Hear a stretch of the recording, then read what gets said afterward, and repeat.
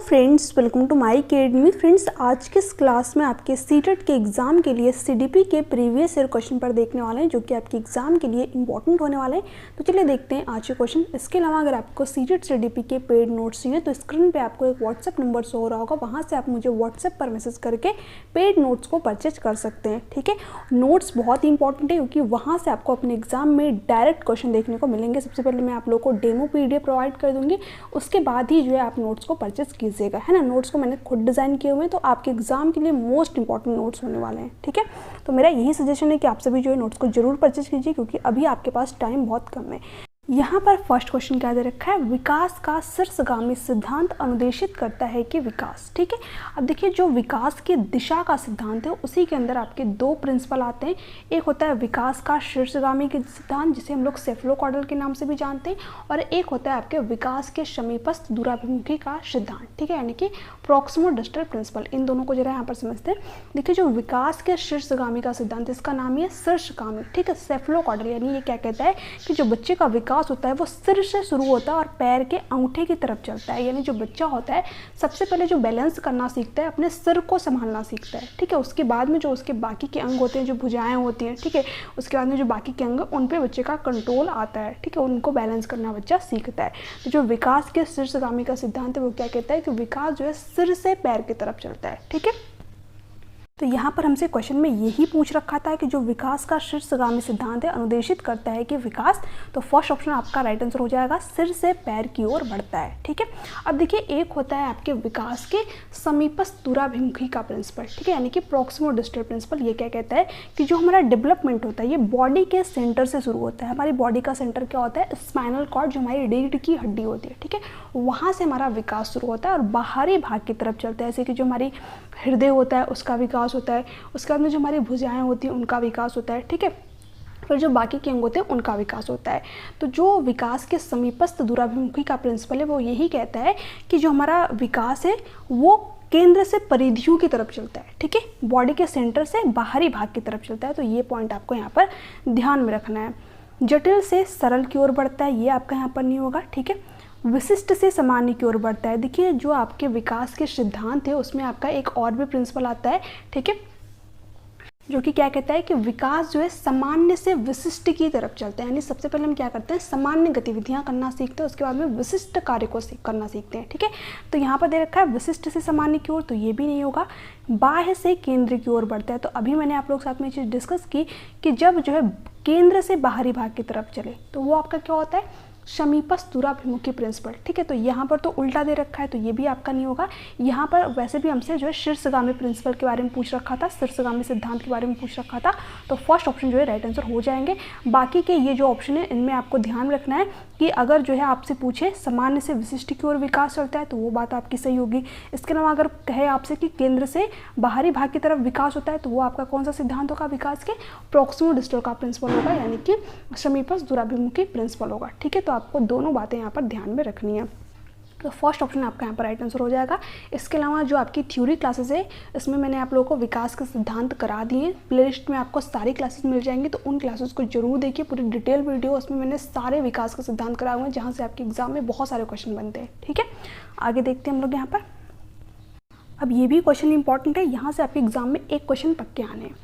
यहाँ पर देखिए क्या दे रखा है, बच्चों में सामाजिकरण का प्राथमिक संस्था डैश है और डैश द्वितीयक संस्था है। ठीक है, अब देखिए जो हमारा सोशलाइजेशन होता है, जो सामाजिकरण होता है, इसके दो कारक होते हैं। एक तो होता है आपका प्राथमिक कारक और एक होता है आपका द्वितीयक कारक। ठीक है, प्राथमिक कारक क्या होता है, जहाँ से बच्चे की सामाजिकरण की प्रक्रिया शुरू होती है। कहाँ से शुरू होती है, उसके फैमिली से, उसके परिवार से। ठीक है, बच्चा जैसे ही परिवार में जन्म लेता है, जो परिवार के सदस्य होते हैं तुरंत ही बच्चे से क्या करते हैं, इंटरेक्ट करना शुरू कर देते हैं। ठीक है, तो जो परिवार होता है वो क्या होता है, सामाजिकरण की मुख्य इकाई होती है, मुख्य एजेंसी होती है, क्योंकि यहीं से जो है बच्चे की सोशलाइजेशन की प्रक्रिया, सामाजिकरण की प्रक्रिया जो है शुरू होती है ना।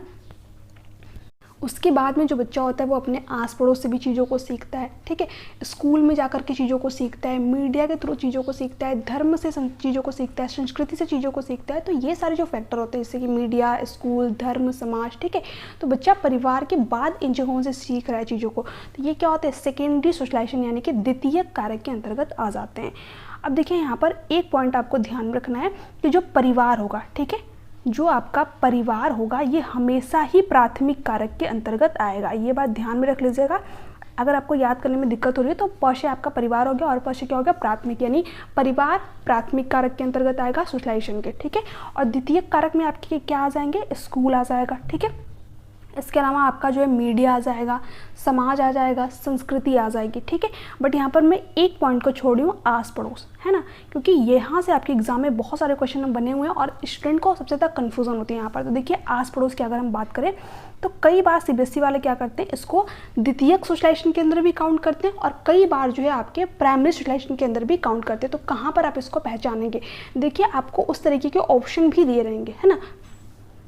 जैसे कि यहाँ पर आपको ऑप्शन दे रखा है एकदम नज़दीक आस पड़ोस, तो ये भी क्या हो जाएगा, प्राथमिक कारक के अंतर्गत ही आ जाएगा, ठीक है। तो आपको ऑप्शन जब आप देखेंगे तो खुद ही आपको समझ में आ जाएंगे कि जो आस पड़ोस ये प्राथमिक के अंदर काउंट होगा या फिर द्वितीय के अंदर काउंट होगा, ठीक है। तो आपको एक पॉइंट जो है ध्यान में रखना है कि जो आपका आस पड़ोस होता है ये कभी कभी प्राथमिक के अंदर भी ये लोग मान लेते हैं और कभी कभी जो है द्वितीय सोशलाइजेशन के अंदर भी ये लोग काउंट करते हैं, ठीक है। तो उसके अकॉर्डिंग जो है आपको ऑप्शन भी वहाँ पर देखने को मिल जाएंगे। बाकी ये चीज़ हमेशा ध्यान रखिएगा कि जो आपकी फैमिली है, जो परिवार है, कभी भी द्वितीय कारक के अंतर्गत नहीं जा सकता, प्राथमिक कारक के अंतर्गत ही रहेगा, क्योंकि यहीं से जो है बच्चे की सामाजिकरण की प्रक्रिया शुरू होगी। बाकी सारे फैक्टर जो आपके द्वितीय कारक के अंतर्गत आ जाते हैं सिर्फ परिवार को छोड़कर, ठीक है। तो आपको ये पॉइंट ध्यान रखना है, यहाँ से आपके एग्जाम में 1% डेफिनेटली आने हैं, ठीक है, पक्के तौर पर। यहाँ पर हमसे क्या पूछा था, बच्चों के समाजीकरण की प्राथमिक संस्था है तो वो क्या है, एकदम नज़दीकी आस पड़ोस या फिर फैमिली, ठीक है। तो यहाँ पर फर्स्ट ऑप्शन राइट आंसर हो जाएगा। और द्वितीय संस्था क्या है, जनसंचार माध्यम, मैंने आप लोगों को बताया, मीडिया हो सकती है, संस्कृति हो सकती है, समाज हो सकते हैं, ठीक है, धर्म हो सकता है, स्कूल हो सकता है, ये सारे क्या है, द्वितीय फैक्टर हैं, ठीक है, सेकेंडरी सोशलाइजेशन है। तो फर्स्ट ऑप्शन आपका यहाँ पर राइट आंसर हो जाएगा। यहाँ पर अदर ऑप्शन की अगर बात करें तो मुद्रित माध्यम, तो ये आपका किसके अंतर्गत आ जाएगा, द्वितीय सोशलाइजेशन के अंदर। विद्यालय भी किसके अंतर्गत आ जाएगा, सेकेंडरी सोशलाइजेशन यानी कि द्वितीय सोशलाइजेशन के अंतर्गत, ठीक है। कानून, ये भी किसके अंतर्गत आएगा, द्वितीय सोशलाइजेशन के अंतर्गत आ जाएगा। प्राथमिक सोशलाइजेशन में आपका एक ही आता है, परिवार, ठीक है। और ज़्यादा से ज़्यादा आपका क्या हो जाएगा, आस पड़ोस, क्योंकि बच्चा जो है परिवार के बाद चीज़ें कहाँ से सीखता है, अपने आस पड़ोस से चीज़ों को सीखता है, ठीक है। बट जो आस पड़ोस है इसको कभी कभी जो सीबीएसई वाला है द्वितीय कारक के अंतर्गत भी काउंट कर लेते हैं। तो जहाँ से आपके एग्जाम में आपको कन्फ्यूजन क्रिएट हो सकती है, ठीक है, जहाँ पर आपको ऑप्शन नहीं समझ में आते हैं, वो सारी चीज़ें मैंने आप लोगों के साथ में डिस्कस करी, पूरे डिटेल में आपकी क्लासेस चल रही हैं। आप इन क्लासेस को जरूर फॉलो कीजिए, आपके एक भी डाउट यहाँ पर नहीं रहने वाले। आगे देखते हैं। अब ये क्वेश्चन देखिए, जीन प्याजे ने अधिगम की प्रक्रिया में किसे महत्व दिया। अब देखिए जो जीन प्याजे जो किसकी बात करते हैं, संज्ञानात्मक विकास की बात करते हैं, ठीक है। इन्होंने संज्ञानात्मक विकास की 4 अवस्थाएं भी बताई हुई हैं, जिसको कि हम लोग SPCF के थ्रू याद रखते हैं। एस का क्या होता है, मतलब सेंसरी मोटर स्टेज, यानी इसमें जो बच्चा होता है अपने सेंसेस का यूज करके चीज़ों के बारे में जानता है, सीखता है, ठीक है। और इसमें बच्चा कितने साल तक का होता है, जन्म से लेकर के 2 साल तक का होता है। ये भी क्वेश्चन आपके एग्जाम में बना हुआ है। इसके बाद में जो उनकी सेकंड वाली स्टेज है उसका नाम क्या है, प्री ऑपरेशनल स्टेज, यानी कि पूर्व संक्रियात्मक अवस्था है। इसमें जो बच्चा होता है वो 2 से लेकर के 7 साल का होता है। तीसरी स्टेज इनकी क्या है, कॉन्क्रीट ऑपरेशनल स्टेज, जिसमें जो बच्चा होता है वो कितने साल तक का होता है, 7 से लेकर के 11 साल तक का होता है। और जो उनकी लास्ट वाली स्टेज है वो है फॉर्मल ऑपरेशनल स्टेज, जिसमें जो बच्चा होता है वो 11 से लेकर के 18 साल तक का होता है, ठीक है। तो ये जो है जीन प्याजे के द्वारा बताई गई संज्ञानात्मक विकास की 4 अवस्थाएं। बट यहाँ पर हमसे अवस्थाएं नहीं पूछा, यहाँ पर क्या पूछा है, जीन प्याजे ने अधिगम की प्रक्रिया में किसे महत्व दिया है। तो एक बात ध्यान में रखिएगा, ठीक है, जो जीन प्याजे हैं ये किसको ज़्यादा इंपॉर्टेंट देते हैं, हेरिडिटी को, ठीक है, यानी जो बच्चे को अपने पेरेंट्स के थ्रू जो चीज़ें मिली हुई हैं, आनुवंशिकता उसकी, ठीक है, उसको जीन प्याजे ज़्यादा महत्व देते हैं। ये समाज वगैरह को उतना ज़्यादा महत्व नहीं दिए। और यही जो है इनके थ्योरी की जो है आलोचना भी एक तरीके से हुई है, क्योंकि इन्होंने समाज, ठीक है, इन सारे बच्चों को जो है इग्नोर कर दिया था। इन्होंने सिर्फ हेरिडिटी को ही महत्व दिया, यानी कि जो चीज़ें बच्चे को उसके पेरेंट्स के थ्रू मिली है वो बच्चे के लिए बहुत ज़्यादा इंपॉर्टेंट होंगी, ठीक है। तो यहाँ पर जो है इन्होंने अधिगम की प्रक्रिया में किसे महत्वपूर्ण माना है, जैविक परिपक्वता को, यानी कि बायोलॉजिकल मैच्योरिटी को, जो बच्चे को उसके पेरेंट्स या फिर जो है उसके दादा दादी, उसके फैमिली मेम्बर्स के थ्रू बच्चे के अंदर आई हुई हैं, है ना। तो यहाँ पर फर्स्ट ऑप्शन जो है राइट आंसर हो जाएगा। अध्यापक का व्यक्तित्व, इसको जीन प्याजे ने यहाँ पर इंपॉर्टेंट नहीं माना, क्योंकि ये क्या कहते हैं, जो बच्चे होते हैं वो लिटिल साइंटिस्ट होते हैं, नन्हे वैज्ञानिक होते हैं, अपने ज्ञान का निर्माण स्वयं करते हैं। तो अध्यापक के व्यक्तित्व से जो बच्चा होता है उसके अधिगम पर उतना इफेक्ट नहीं पड़ता है, क्योंकि बच्चा जो है खुद ही चीज़ों का सीखता है, खुद ही अपने ज्ञान का निर्माण करता है। पुरस्कार और दंड की बात तो जीन प्याजे करेंगे ही नहीं, क्योंकि ये मानते हैं कि जो बच्चा होता है ये अपने ज्ञान का निर्माण खुद करे, ठीक है, बच्चा जो है एक्टिव हो, बच्चा सक्रिय होकर के किसी चीज़ को सीखे, किसी लालच पुरस्कार की वजह से नहीं सीखे, तो ये भी नहीं होगा। निजी वाक्य जो प्राइवेट स्पीच है इसकी बात कौन करता है, लेव वाइगोस्की करते हैं, ये भी आपके एग्जाम में पूछा गया क्वेश्चन है, ठीक है। तो यहाँ पर फर्स्ट ऑप्शन जो है राइट आंसर हो जाएगा। ध्यान रखिएगा, जॉ से क्या होगा आपका जीन पे आ जाए, और ये किसकी बात करते हैं, किसको ज़्यादा इंपॉर्टेंट देते हैं, जैविक परिपक्वता को, यानी कि बायोलॉजिकल मैच्योरिटी को, ठीक है, यानी कि हेरिडिटी को। क्वेश्चन क्या है, प्रगतिशील शिक्षा के बारे में, ठीक है। फर्स्ट ऑप्शन क्या दे रखा है, विद्यार्थियों को ज्ञान के सृजन में सक्रिय प्रतिभागी मानती है। देखिए जो प्रोग्रेसिव क्लासरूम है, ठीक है, इसके अलावा जो आपकी एनईपी हो गई, एनसीएफ हो गई, ठीक है, समावेशी शिक्षा हो गई, ये सभी क्या कहती हैं कि बच्चा क्या होना चाहिए, ज्ञान के निर्माण में एक्टिव होना चाहिए, यानी बच्चा जो है क्या हो, सक्रिय होकर के किसी चीज़ के बारे में जाने, ठीक है, उस चीज़ पे खुद कुछ कार्य करे, खुद कुछ एक्टिविटी करके उन चीज़ों के बारे में सीखे, ठीक है। तो यहाँ पर जो है फर्स्ट ही ऑप्शन जो है राइट आंसर हो जाएगा। विद्यार्थी को ज्ञान के सृजन में सक्रिय प्रतिभागी मानती है, यानी बच्चा क्या करता है, अपने ज्ञान का निर्माण स्वयं करता है ना। सेकंड ऑप्शन क्या दे रखा है, अध्यापकों को ज्ञान के सर्वाधिक प्रमुख स्रोत मानती है। देखिए ये बात यहाँ पर पूरी तरीके से गलत हो जाएगी। देखिए एक बात अपने माइंड में बैठा लीजिएगा कि जो टीचर होता है वो क्या होता है, एज ए फैसिलिटेटर होता है, ठीक है, सीखने को सुगम बनाने वाला होता है, ठीक है। टीचर क्या करता है, सीखने को सुगम बनाता है, बाकी बच्चा जो है चीज़ों को खुद ही सीख जाता है अगर बच्चे को उसके अकॉर्डिंग चीज़ें प्रोवाइड की जाए, ठीक है। तो एज ए टीचर के रूप में जो टीचर है वो बच्चे की कैसे हेल्प करता है, बच्चे को जो भी चीज़ें सीखनी होती है उसको सुगम बनाता है, ठीक है। वो चाहे टीचिंग लर्निंग मटेरियल प्रोवाइड करता है बच्चे को, ठीक है, जो सीखने के तरीके होते हैं उसमें थोड़ा बहुत चेंज ला करके बच्चे के सीखने को इंटरेस्टिंग रुचिकर बना सकता है ना। तो यहाँ पर ये भी नहीं होगा कि जो टीचर है वही ज्ञान का प्रमुख स्रोत है ना। विद्यार्थी को ज्ञान के निष्क्रिय ग्रहणकर्ता मानती है। देखिए जो निष्क्रिय ग्रहण करता है, ठीक है, ये बच्चा कभी होता ही नहीं है। बच्चा क्या होता है, एक्टिव होता है। हर एक बच्चा जो है सीखने के लिए जिज्ञासा पूर्ण होता है, ठीक है, उसके अंदर जो है सीखने की इच्छा होती है। तो ये भी नहीं होगा। पाठ्य पुस्तकों को ज्ञान सृजन की प्रक्रिया में असंगत मानती है। देखिए जो पाठ्य पुस्तक होती है बच्चे के ज्ञान के निर्माण में हेल्प करती है, ठीक है, ऐसा नहीं कि बिल्कुल ही असंगत है, बट बहुत सारे रिसोर्सेज में से, बहुत सारे संसाधनों में से पाठ्य पुस्तक भी क्या है, एक संसाधन है, ठीक है। तो यहाँ पर जो पाठ्य पुस्तक होती है बच्चे के ज्ञान के सृजन में संगत होती हैं, असंगत नहीं होती हैं। तो ये भी आपका नहीं होगा।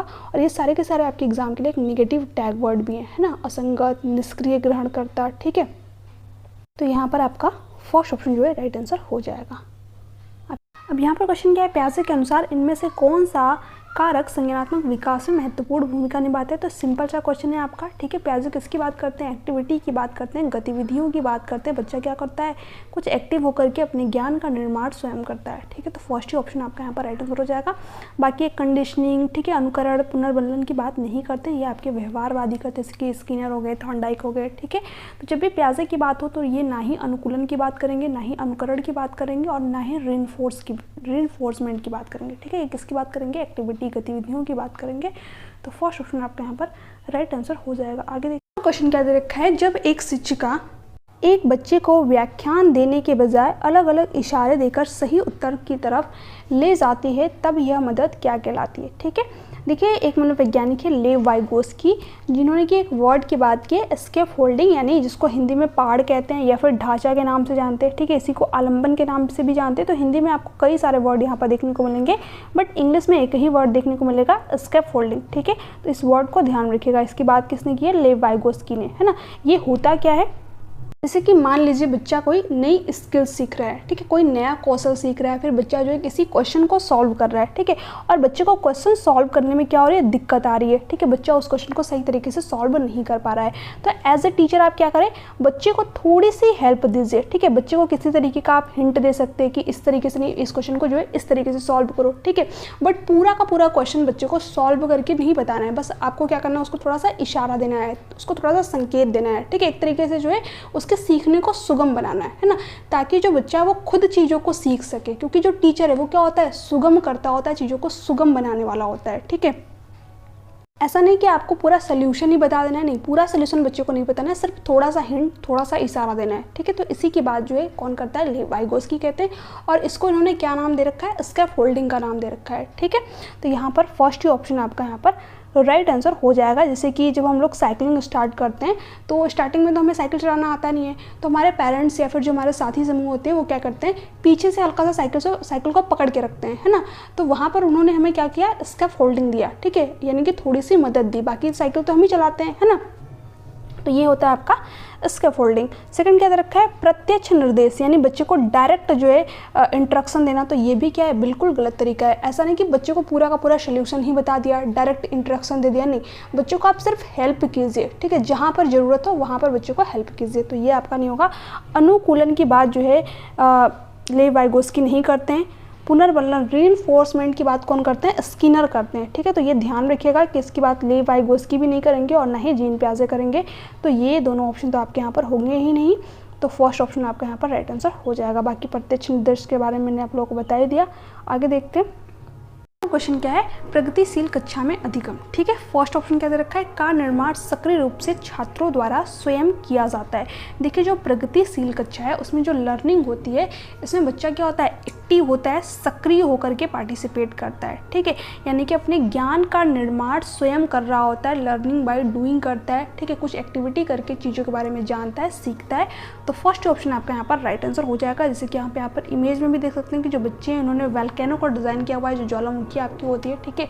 तो यहाँ पर जो बच्चा है जब उस चीज़ को खुद डिज़ाइन करेगा, ठीक है, तो उसके बारे में जानेगा प्रॉपर अच्छी तरीके से, और इसमें बच्चे का इंटरेस्ट भी बना रहता है, ठीक है। बच्चा जो है सीखना भी चाहता है चीज़ों को, उसको सीखने में मज़ा आता है क्योंकि खुद वो कुछ एक्टिविटी कर रहा होता है। तो प्रोजेक्ट कार्य से बच्चे को सीखने में बहुत हेल्प मिलती है, बच्चा अपने ज्ञान का निर्माण स्वयं करता है, ठीक है। तो इसलिए बच्चे को ज़्यादा से ज़्यादा प्रोजेक्ट कार्य कराना चाहिए, ठीक है। जो आपकी ग्रुप वर्किंग होती है वो बच्चे को करानी चाहिए, है ना। इसके अलावा जो बच्चे होते हैं उनको फील्ड ट्रिप ले जाया जा सकता है, ठीक है। तो ये सारी बातें जो है कौन करती है, प्रगतिशील कक्षा करती है। तो आपका फर्स्ट ऑप्शन करेक्ट ऑप्शन हो जाएगा। शिक्षक द्वारा निर्देशित किया जाता है और छात्र उसी के निष्क्रिय प्राप्तकर्ता होते हैं। देखिए जो प्रगतिशील शिक्षा है कभी निष्क्रिय वर्ड की तो बात ही नहीं करेगी। ये क्या कहेगी, बच्चा एक्टिव होना चाहिए, सक्रिय होकर के किसी चीज़ के बारे में जानेगा, सीखेगा। थर्ड क्या है, उद्दीपन और प्रतिक्रिया के युग्म व अनुबंधन से होता है। ये भी बात जो है आपकी प्रगतिशील शिक्षा नहीं करती है।